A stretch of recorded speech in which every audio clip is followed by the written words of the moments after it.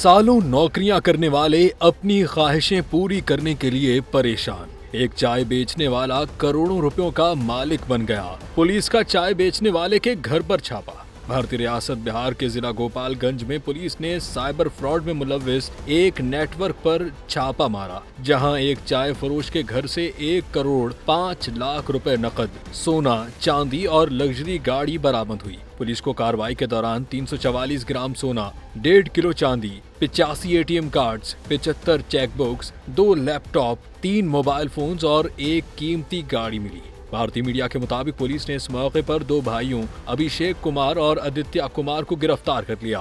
तफ्तीश में इंकशाफ हुआ कि अभिषेक माजी में चाय का ठेला लगाता था, ताहम बाद में वो एक बैनुल-अक़वामी साइबर फ्रॉड रैकेट का हिस्सा बन गया और दुबई मुंतकिल होकर वहां से फ्रॉड नेटवर्क चला रहा था।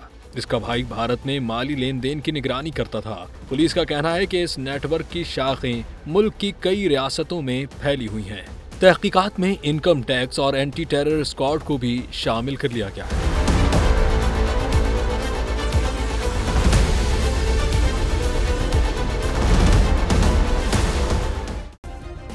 सब्सक्राइब करें और बेल दबाएं ताकि कोई खबर रह न जाए।